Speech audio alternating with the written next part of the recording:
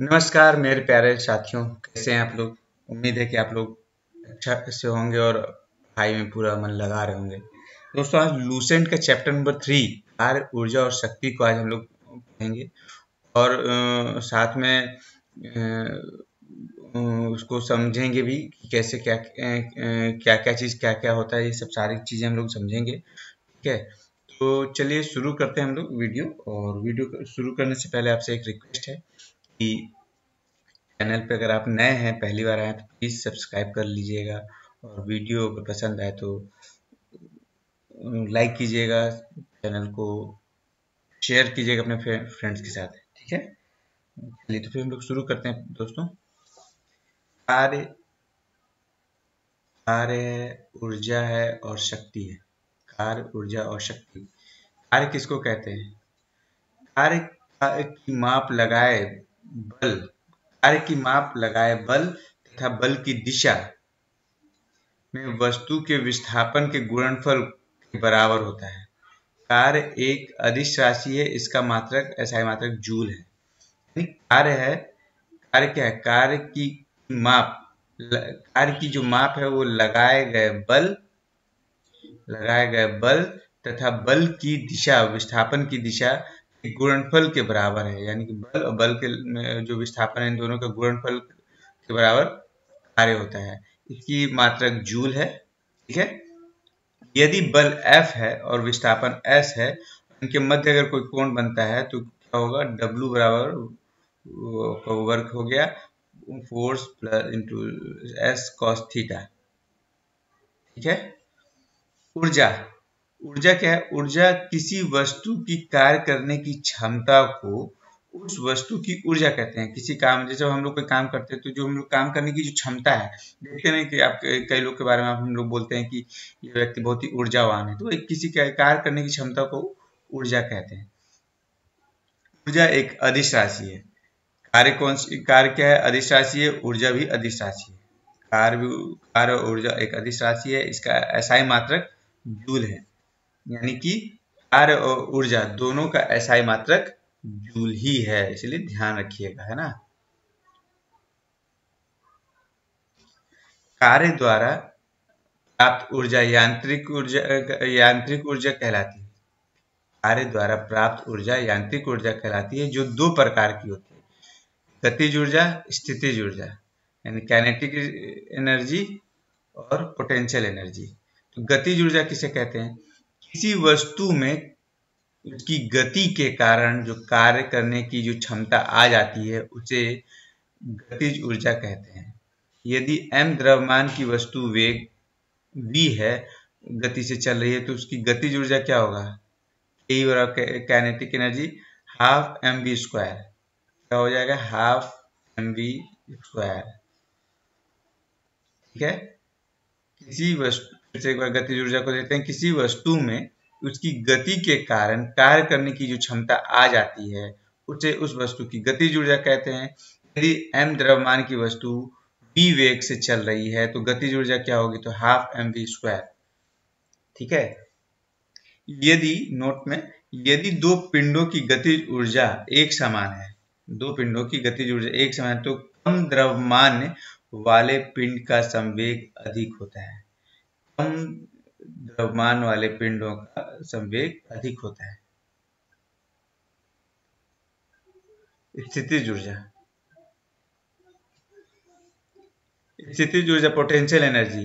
जब किसी वस्तु में विशेष अवस्था या स्थिति के कारण कार्य करने की क्षमता आ जाती है, उसे स्थितिज ऊर्जा कहते हैं। खड़े खड़े मतलब किसी चीज में ऊर्जा, जैसे बांध बनाकर इकट्ठा किए गए पानी की ऊर्जा स्थितिज ऊर्जा का एक निशान वो है, उदाहरण है घड़ी की चाबी में संचित ऊर्जा। जो हम घड़ी को घुमा देते हैं, फिर वो धीरे धीरे धीरे 24 घंटे तक वो चलता रहता है, वो हो गया। बनी हुई स्प्रिंग या कमानी की ऊर्जा, ये सब आपकी स्थितिज ऊर्जा की उदाहरण है, ठीक है। जब बांध ही है, बांध मान लीजिए बना, बांध पानी स्थिर है, फिर वो पानी में तो वो बंधा हुआ है बांध, जब वो पानी खोला जाता है तो उससे पानी के माध्यम से ऊर्जा उत्पन्न होता है।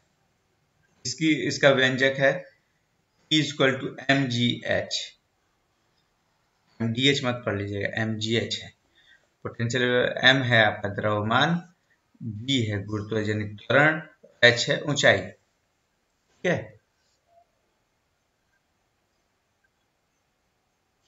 ऊर्जा का संरक्षण, ऊर्जा का संरक्षण का नियम। ऊर्जा ना तो उत्पन्न की जा सकती है ना ही नष्ट की जा सकती है। ऊर्जा केवल एक रूप से दूसरे रूप में परिवर्तित की जा सकती है। जब भी ऊर्जा किसी रूप में लुप्त होती है तब ठीक उतनी ही ऊर्जा अन्य रूपों में प्रकट होती है। अतः विश्व की संपूर्ण ऊर्जा का परिमाण स्थिर रहता है। यह ऊर्जा संरक्षण का नियम कहलाता है।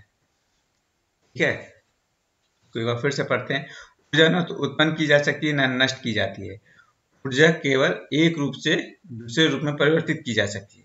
जब भी ऊर्जा किसी रूप में लुप्त होती है तब ठीक उतनी ही ऊर्जा अन्य रूप में प्रकट होती है। जैसे एक उदाहरण याद आ रहा है कि आपने मान लीजिए किसी को एक थप्पड़ मारा, जबरदस्त थप्पड़ मारा, ये एनर्जी आपकी जो है वो लुप्त मतलब नष्ट नहीं हुई है। वो जो पलट के आपको दूसरा जो अगला सामने वाला थप्पड़ मार देगा, ये ऊर्जा उतनी ही ऊर्जा आप में भी ये अन्य रूपों में प्रकट होगी आपके थप्पड़ पे। ठीक है, इसीलिए इस तरीके का ऐसे प्रयोग मत कीजिएगा, नहीं तो फालतू का थप्पड़बाजी होता रहेगा। ठीक है, विश्व की संपूर्ण ऊर्जा का परिमाण स्थिर रहता है। ऊर्जा संरक्षण का नियम कहलाता है। ऊर्जा संरक्षण क्या करेगा, कोई थप्पड़ पड़ेगा, मारेगा ही पलट के। अगर कोई बचा ले गया, और जैसे उसको एक थोड़ा सा फनी अंदाज में बताएं ऊर्जा संरक्षण को। जैसे आचार्य चाणक्य को धनानंद अपने दरबार जब वो आगाह करने गए थे, चेतावनी देने गए थे कि विदेशियों का बॉर्डर पे विदेशी आ चुके हैं, उनसे लड़ना है। और धनानंद ने क्या किया कि उनको एक मतलब दरबार से अपमानित करके मार के भगा दिया था, मतलब पीटा था उनको, मतलब धक्के मार के भगा दिया है। वो ऊर्जा संरक्षण वहां पे किए, उस ऊर्जा को ये दूसरे रूप में चंद्रगुप्त के माध्यम से मगध पर कब्जा करके उन्होंने ऊर्जा का दूसरे रूप में परिवर्तन किया। ठीक है, मतलब समझने के लिए बोल रहे हैं। ऊर्जा रूपांतरित करने वाले कुछ उपकरण जैसे डायनमो, ये बहुत इंपॉर्टेंट फ्रेंड्स, बहुत ध्यान से पढ़िएगा, उसको एक बार दो बार समझने की कोशिश कीजिए। डायनमो का क्या काम है? यांत्रिक ऊर्जा को विद्युत ऊर्जा में परिवर्तित करता है। अब डायनमो आप लोग देखे होंगे, साइकिलों में पहले लगता था, चाकोर जैसा होता था, और इसके ऊपर फोटो सही बन पाएगा नहीं, ये पोर्शन पहिया से चिपका रहता था, ये गोल गोल गोल गोल घूमता था। जब जैसे पहिया घूमता था, डायनमो भी उसी हिसाब से चलता था। ये क्या हुआ, ये यांत्रिक ऊर्जा इस पे लग रहा है, इस यांत्रिक ऊर्जा को में परिवर्तित कर रहा है, जो लाइट जलता था उस तार के माध्यम से, तो ये क्या हुआ, विद्युत ऊर्जा में परिवर्तित होता है। ठीक है, तो ये साइकिल है।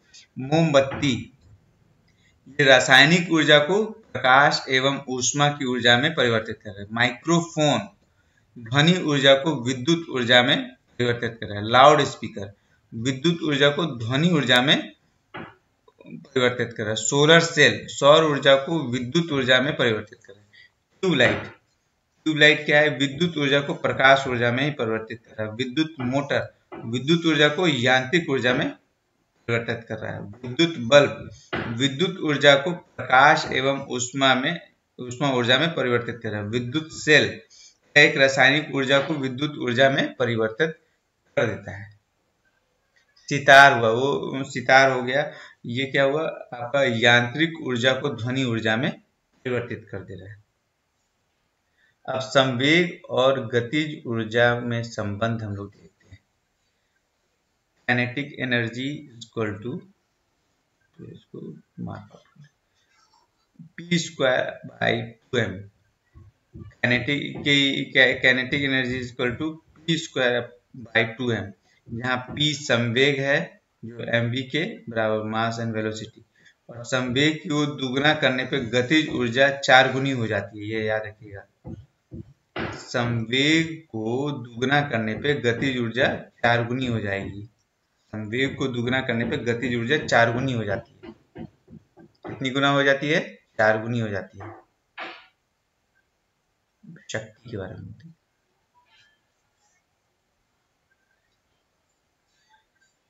शक्ति पावर, कार्य करने की दर को शक्ति कहते हैं।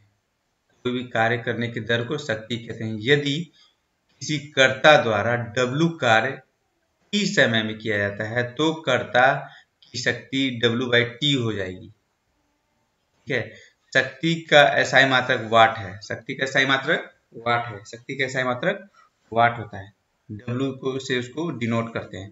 शक्ति का एसआई मात्रक वाट, जिसे वैज्ञानिक जेम्स वाट ने के सम्मान में ये नाम रखा गया है। शक्ति बराबर कार्य बटा समय। शक्ति बराबर कार्य बटा समय, अर्थात कार्य का मात्रक जूल और समय का मात्रक सेकेंड, जूल प्रति सेकेंड, अर्थात वाट हुआ ना। वाट बराबर हो गया 10⁻⁷ अर्ग प्रति सेकेंड। 1 किलोवाट में 1000 वाट होता है। 1 kW में 1 किलोवाट में 1000 वाट होता है। 1 मेगावाट पे 10⁻⁶ वाट होता है।